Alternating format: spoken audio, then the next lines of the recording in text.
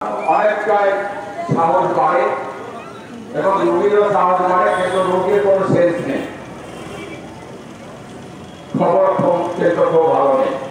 যার জন্য আমার এই দেরির জন্য আপনাদের কাছে ক্ষমা চাইছি। আপনারা অনেকক্ষণ ধরে আসেন জানি, আপনাদেরকে আরাত্ম থাকার জন্য যে অনুরোধ এবং আজকে একটা নতুন ভাবে একটা মিছিল করার যে সিদ্ধান্ত আমাদের কমিটি আমাদের নেতৃত্ব নিয়েছে, সেই মিছিলকে আপনারা একটু সহযোগিতা করবেন, এটা আপনাদের কাছে আমার আবেদন। সুশৃঙ্খলভাবে একটু লাইন দিয়ে হাঁটাহাঁটি নয়, আমরা ব্রিজের কাছ থেকে ফিরে আসবো, ওই দিকটা যাবো না। আমাদের মহিলারা যারা আছে, একটা দিনের জন্য আমি কষ্ট করতে বলছি, মহিলারা আপনারা একটু আগে আগে থাকবেন, মানে আমি থাকবো তার পিছনে সকল মহিলারা থাকবেন।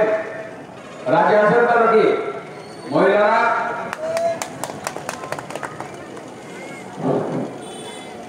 মহিলারা তাহলে রাজি আছে, আমার পিছনে থাকবেন। তারপর আমাদের ছেলেরা আর নেতৃত্ব কর্মীরা পুরুষরা সকলে তার পিছনে থাকবে। একটা 10 মিনিটের একটা র্যালি হবে আমাদের, 10 থেকে 15 জন এখানে পর্যন্ত, এখান থেকে যাওয়া এবং আসা 15 মিনিট লাগতে পারে।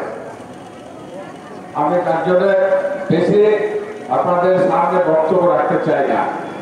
বক্তব্য আবার আগে যারা বক্তব্য যারা দিলেন নেতারা, সেই বক্তব্য শোনার পরে আমার বক্তব্য একই বক্তব্য নিশ্চয় হবে। তো তবুও আমি বলি, আজকের অনুষ্ঠানে আপনারা এসেছেন, আপনারা বক্তব্য শুনেছেন। আমার বক্তাদের যে বিষয়টা নিয়ে সত্যিকারে খুব আবেগপূর্ণ হয়েছি আমরা। আমি বাঙালি, আমি যদি কোথাও ঘুরতে যাই তাহলে কি হবে, আমাকে সেখানে অ্যারেস্ট করবে। এই পরিবেশ আপনাদের তৈরি হচ্ছে, খালি যারা কাজে গেছে কাজ জন্য তাদেরকে ধরেছে তা নয়।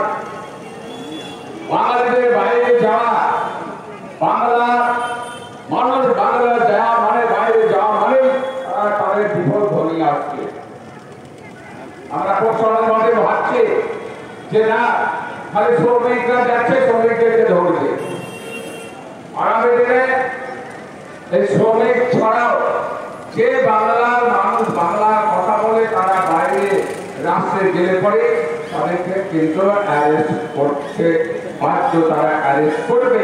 এই নিয়মটা যদি ওদের চালু থাকে, তার জন্য আমাদের নেত্রী মমতা বন্দ্যোপাধ্যায়, আমার সম্মানীয় নেতা অভিষেক বন্দ্যোপাধ্যায় আজকে প্রতিবাদ ভাষা যে বাংলায় কথা বললে বাইরের রাষ্ট্রে আমাদের সাংঘাতিক ভাবে একটা বিপদ জড়িয়ে যাচ্ছে, সেই বিপদ থেকে রক্ষা পাওয়ার জন্য বাংলার মানুষকে, এই বাংলার পশ্চিম বাংলার মানুষকে একটা প্রতিবাদ করতে সেই হুকুম দেওয়া হয়েছে।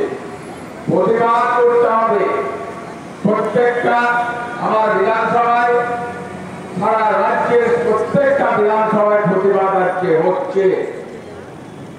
সব খালি বাঙালি মানুষ যাতে নিরাপত্তা পায় তার জন্য আন্দোলন করে, নিয়ম মাফিক আমাদের আন্দোলন চলবে।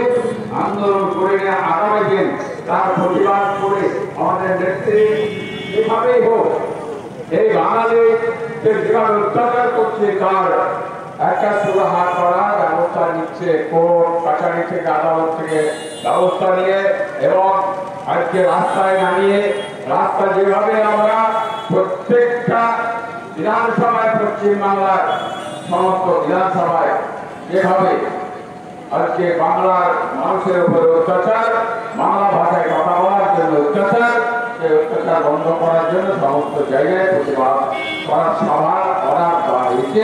সেই সভা আমরা জানি হরিয়ারপাড়া ব্লকের মধ্যে, এবং হরিয়ারপাড়া বিধায়ক হিসাবে আপনাদেরকে আমি আহ্বান করছি, আপনারা এসেছেন, সেই প্রতিবাদ সভায় প্রতিবাদ করছেন, আপনাদের তার জন্য আমি ধন্যবাদ জানাচ্ছি। এবার আমাদের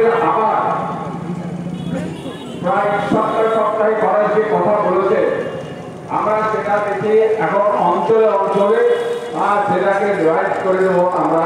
প্রত্যেকটা অঞ্চলে একদিন করে আমাদের এই প্রতিবাদ সভা হবে। দেখুন, আজকে আমরা বাংলার মানুষ বাইরে যাচ্ছে, তার জন্য আমাদের উপরে অত্যাচার। এই যে বিজেপি সরকার ভারতবর্ষের মধ্যে আছে, তারা কিন্তু আমাদের লাভের জায়গায় আমাদের লোকসান করছে, আমাদের অত্যাচার করছে। এই স্বাধীন দেশে, এই ভারতবর্ষ স্বাধীন দেশ, এই স্বাধীন কিভাবে হয়েছিল এই বলতে গেলে অনেক সময় আছে। আমরা যতটা জানি, এই স্বাধীন করতে আমাদের ভারতবর্ষের মানুষের অনেক প্রাণ দিচ্ছে।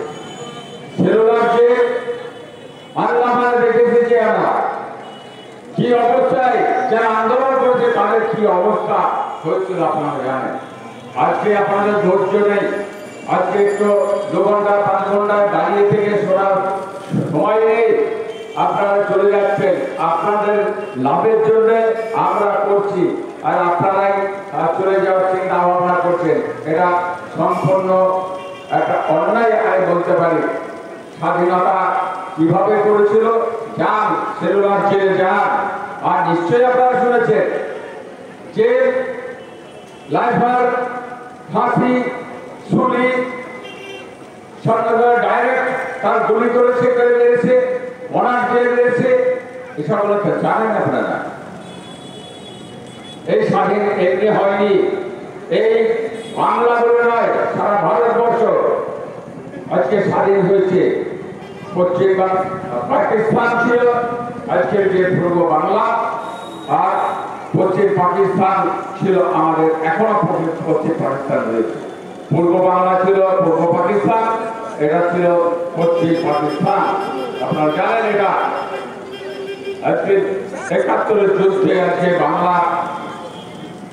বাংলাদেশকে বাংলা দেশ বলা হয়, কিন্তু আগে 71-এর আগে পর্যন্ত আমরা জানি বাংলাদেশকে পূর্ব পাকিস্তান বলা হতো। তখন পূর্ব পাকিস্তান, পশ্চিম পাকিস্তান, আমাদের ভারতবর্ষ একটাই ছিল। স্বাধীন হয়েছে আমার এই ভারতবর্ষ মানুষই স্বাধীন করেছে।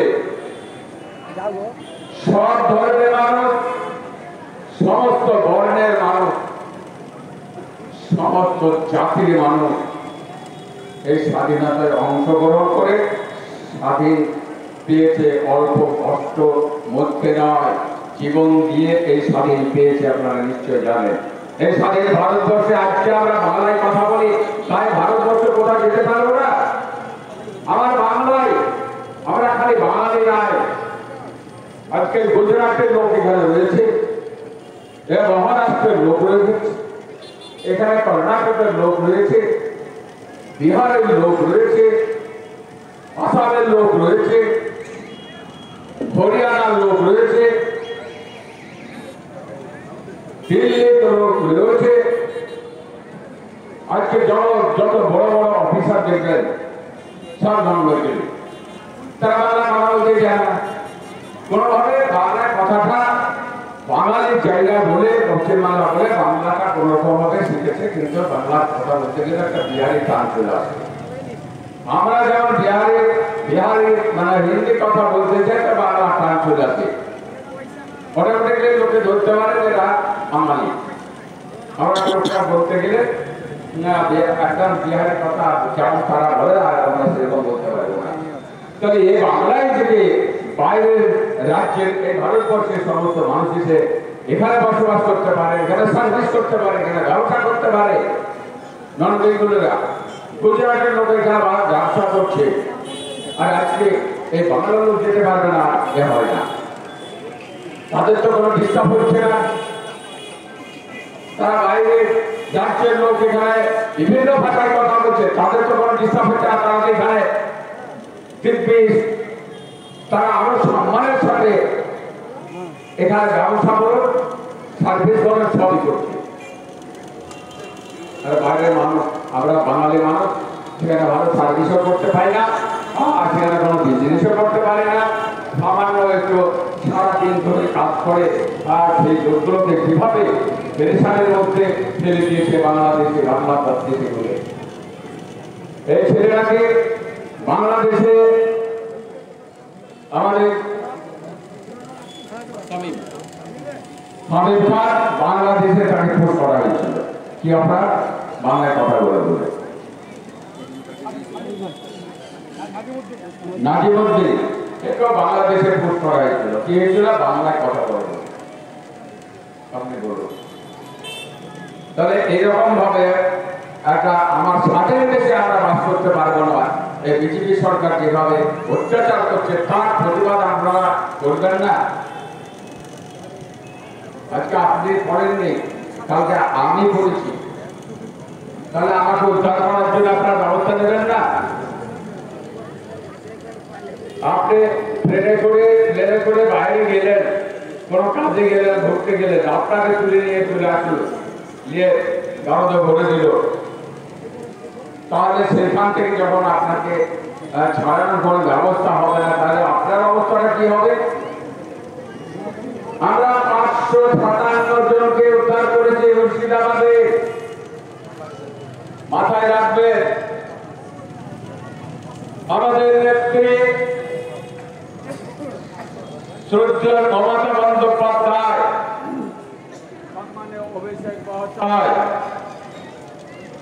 এনাদের পরামর্শে প্রশাসন আমাদের রাজ্যের প্রশাসন আমাদের সাবেরুল ইসলাম রাজ্যসভার তিনি হচ্ছেন আমাদের সদস্য বা আমাদের এমপি সাংসদ রাজ্যসভার তিনি এই দায়িত্বে আছেন শ্রমিকদের দায়িত্বে রয়েছেন সেই সাবেরুল যেভাবে আমাদের এই 557 জনকে উদ্ধার করেছে আপনারা শুনলে অবাক হয়ে যাবেন এত কাজের ছেলে সে আজকে নাম ঠিকানা অনেক কিছু প্রমাণ চাইছে তারা সব কিছু ব্যবস্থা আমার মুর্শিদাবাদের এসপি সাহেব এএস সাহেব আমাদের বিভিন্ন আমাদের আইসিরা রয়েছে বিভিন্ন ব্লকে আমার সব থেকে বড় আমার বেশি কাজ চলছে আমার হরিহরপাড়া বা বিভিন্ন জায়গার জন্য আমাদের আইসি সাহেব হরিহরপাড়া থানা তিনি সব থেকে উদ্যোগ নিয়েছে আমাদের বড় সাহেব এসপি সাহেবকে দিয়ে তাহলে এই সিস্টেমে আমাদের নেত্রী আমাদের সম্মানীয় নেতা যেভাবে অর্ডার দিয়ে যেভাবে সিস্টেম আমাদের কাজ করছে তাতে আমরা বাঙালি হিসাবে আমরা সেখান থেকে ছাড় পেয়েছি ছাড়িয়ে আনার ব্যবস্থা করেছেন আমি তার জন্য আমার নেতৃত্বকে আমার নেত্রীকে আমি ধন্যবাদ জানাই আমার সম্মানীয় আমার অভিষেক মহাশয়কে ধন্যবাদ জানাই আমি আমার স্বামীরও সাংসদ এনাকে আমি ধন্যবাদ জানাই রাজ্যের প্রশাসনের সকলকে আমি ধন্যবাদ জানাই আমার মুর্শিদাবাদের এসপি সাহেবকে ধন্যবাদ জানাই আইসি সাহেবকে ধন্যবাদ জানাই তার মানে আমাদের হরিহরপাড়া ব্লকের মধ্যে 13 জন উদ্ধার হয়েছে আজকে 13 জনের মধ্যে আমরা 3 জনকে আমরা পেয়েছি আরো 2 জন এসছে 5 জন তাহলে এসছে 13 জনের মধ্যে আবার তারা তাদের কি আর বলবো কোন ভাষা বলবো বললে একটা খারাপই লাগবে আবার তারা চলে গেছে কেউ নিশ্চয়ই যেখানে ধরা পড়ছে যেখানে কষ্ট পেল নিরাপত্তা ছিল না আসার আজকে পারত না বাংলাদেশে ঠেলে দিত কি হার হতো তাদের কোনো খোঁজ খবরই থাকতো না আমার দেখছি তাদের এমন করছে আপনারা সবাই বিদেশে যাচ্ছে এখানে যে কোনো উপায়ে আপনারা ব্যবসা করে আর করে খাচ্ছে আবার ছুটি চলে গেছে নেশায় আছে আবার চলে গেছে কি আবার কোন কথা তো যাই হোক বলার অনেক থাকলে পরেও আমি আর বলছি না আজকে বাঙালির হিসাবে আমরা ভারতবর্ষের স্বাধীন ভারতবর্ষ আমরা এখানে বসবাস করব সারা ভারতবর্ষের মধ্যে যেখানে ইচ্ছা আমরা সেখানে যেতে পারবো। যেমন অন্যান্য রাজ্য থেকে তারা এসে বিদেশি ভাষা নিয়ে এসে আমাদের এই রাজ্যে থাকে, সেই রকম অধিকার তাদের যেমন আমরা এখানে রেখে দিয়েছি, তারা কোনো ডিস্টার্বের মধ্যে নয়। তাহলে আমরা বাইরে আমরা থেকেছি কোনোদিন এতদিন ডিস্টার্ব ছিল না, এখন শুরু হয়েছে ডিস্টার্ব বাঙালি নিধন করার জন্য। এই বাঙালির আমাদের এই প্রতিবাদ আমরা দিল্লিকে জড়িয়ে দেব। এই প্রতিবাদ চলবে দিল্লি পর্যন্ত। আমাদের নেত্রী আমাদের এই প্রতিবাদে সামিল থাকছে। এই প্রতিবাদ তিনি করে যাবেন, তার সঙ্গে আমরা সারা পশ্চিম বাংলার মানুষ সম্মতে প্রতিবাদ করে বাংলা ভাষা মানুষের